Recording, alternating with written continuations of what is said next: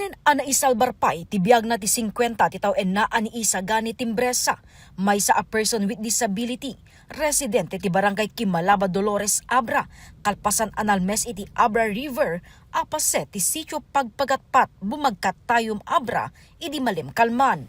Istorya ti amana nagpakada ti anak na amapan iti pagayam na iti barangay Libtek Dolores ken awan amuna amapan pay gayam iti barangay bumagkat tayom. Jay ti ang debarkada na ngamin. Lumapan jay, iso ti kwa, pagpapainom jay. Trabaho na nga kwa, pinising ti kwa, palitada. Carpentero. Eh, so tigpapainom na kasi jay. Wanog suldo ma'am. Hanyong mo nga napanso lagi bumagkat. Haan ma'am. Da ngamin nag-birthday ka no nga kwa. Barkada na jay, so kung panda jay, nagdidigos sa tayo. Nakla at dalaengen idintawag ti kanakanda a pulis ti Dolores ti pasamak.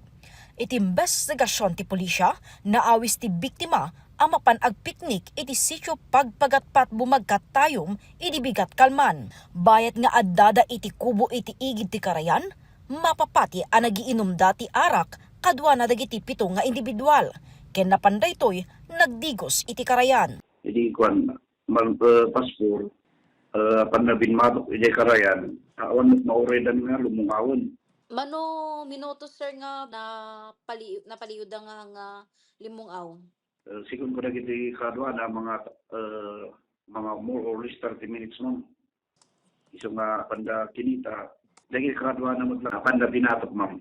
Kalpasan ti agarop 15 minutos nasa pulan dati biktima iti metlaing paset abi matukan na nga agoneg ti 6 feet na itaray iti ospital ti biktima babaen ti rescue team ngem na ideklarada ito'y a dead on arrival na amuan nga amo ti biktima ti aglangoy nakitaan met ti pamilya ti sugat ti biktima.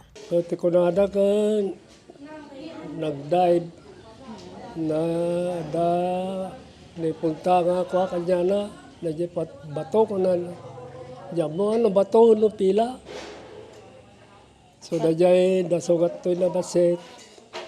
Ngayon padamag da. Sa da kano pa yung masuga na to tal.